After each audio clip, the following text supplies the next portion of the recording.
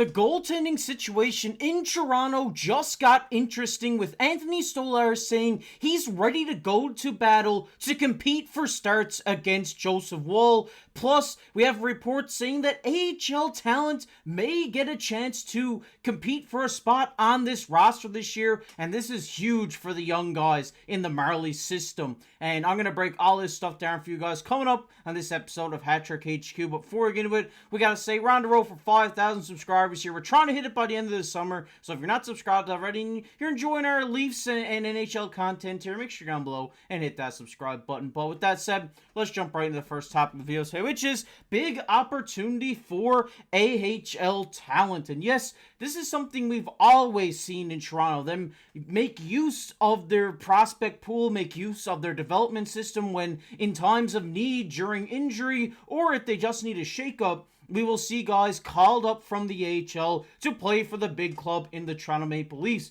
Sometimes guys stay up there, sometimes guys go back down, come back up. It's just the way it works. But we actually got a report today from the hockey writers where they actually went on to say here that they say he's looking forward for the Leafs to create space for some prospects to step up. Obviously now, they're kind of tight on the cap. I believe it's only $900K they have right now in available space. So that makes use for all these young guys they have in the AHL to come up and get a chance at a roster spot. One of the guys he talks about here is Alex Steeves. He says, for example, he was an all-star last season at the AHL level. While he may settle into a bottom six forward role over his career, that doesn't mean he won't be valuable to the team, especially given his team-friendly contract. He said, there are plenty of opportunities for young players to fill out the roster, which is encouraging for the organization's prospect pipeline. And like I said, this is something Toronto's been great at over the years, is developing their young talent into,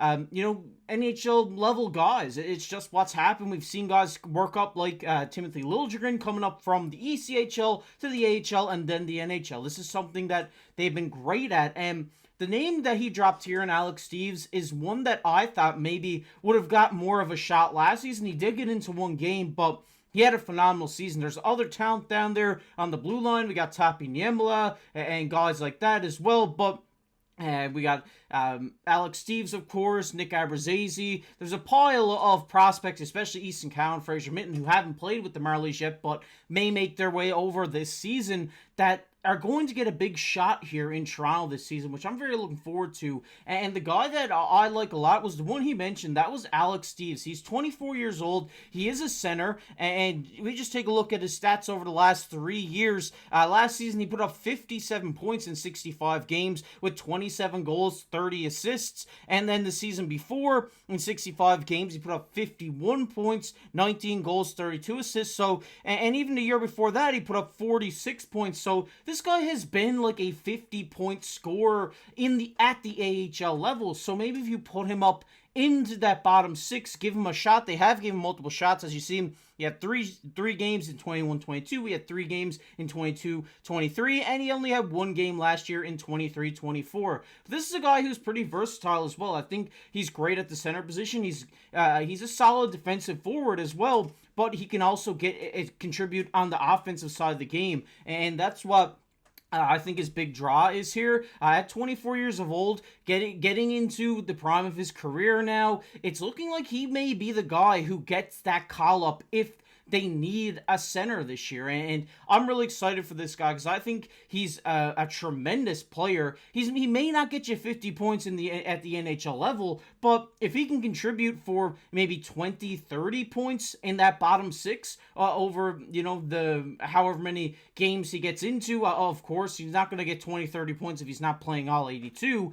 but if he can contribute offensively when he gets into the lineup, or even contribute defensively, this is a guy who you could see stick around in Toronto if something goes on, like an injury or a trade where David Kampf goes out and they're looking for that center. This is a guy to be looking at as well. But I'm really excited for this. I love seeing AHL guys come up and prove that they deserve a shot in the NHL. And I think Alex Steeves is just on that brink of breaking into the NHL. I'm really excited to see that. But I want to hear your guys' thoughts down below. Which AHL guys do you think deserve a shot in Toronto? I'd love to read your guys' comments down there. But we're going to get into the second topic of the video today, which is let the goalie battle commence. And yes, this is something really fun because obviously now with Brad Living bringing in Anthony Storlarz during this past offseason, there's going to be a little bit of a tandem rotation here in Toronto. We've seen it last year with Samsonov and Woll, but there wasn't that much competition only towards the end of the season because at the beginning, Sammy had that little bit of a downslope.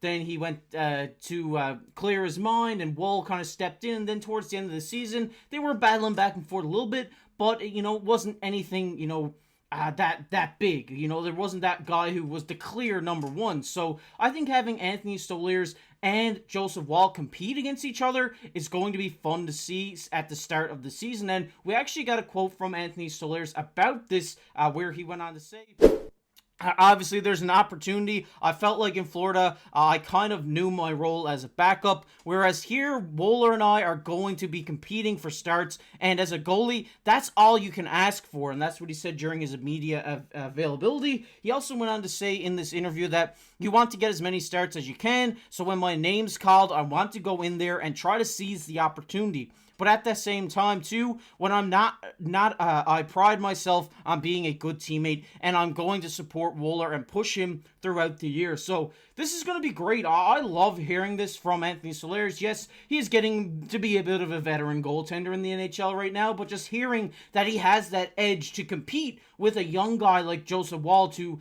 try to become this number one goalie or try to get more starts is definitely something that is great to hear, because that means whenever he steps in the cage, he's going to be trying his best. He's going to be at his best, the top of his game, to try to secure more starts this season in Toronto. And yes, there's always kind of competition between backups and starter goalies or two tandem goalies, but they always have a great relationship. The goalies always have one of the best relationships on the team, in my opinion. We had in Boston, Ullmark and Swayman, they were best friends, but they were competing against each other, friendly competition. And this is what we're going to see break out here between Storlarz and Joseph Woll. I think Joseph Woll is a tremendous goaltender, and Storlarz is going to have to be on the top of his game to try to, gain more starts from Joseph Woll, because I think this guy is tremendous. But it's just great to hear that, even, when he's not in net or not starting, he knows his role. He's got to push Woll. He's going to push Woll throughout this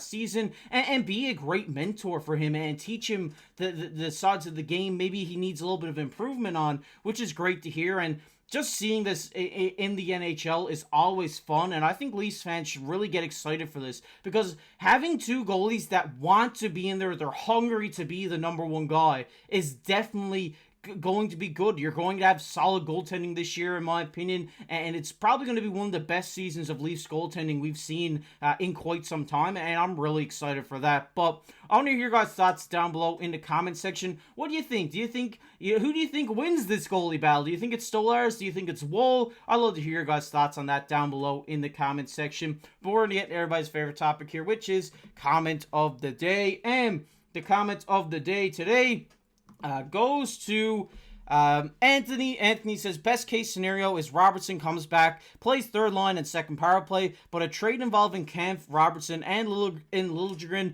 could be interesting. And yes, there have been multiple reports just going all over the place. One day, Nick Robertson's staying in Toronto. One day, he's being traded. It's just how it's going. But me, personally, I think Nick Robertson will be staying. But I do have to agree with you, Anthony. I think having a trade come out between Liljegren or Kampf or Robertson could really make this interesting and really solidify this team going into the start of the season. But appreciate the comment, Anthony. Appreciate you showing your support here on the channel. And if you guys enjoyed this video, make sure down below, hit that like button. It helps push these videos out to all the Leafs fans on YouTube. Also, make sure down below and hit that subscribe button. Like I said, we're on the road for 5,000 subscribers by the end of summer, so please go down below and hit that subscribe button and comment on the video. You might be featured on the next comment of the day, just like our buddy Anthony was today. And if you want to check out a video I did yesterday, it'll be popping up on your screen right now. But as always, I've been your host, KC.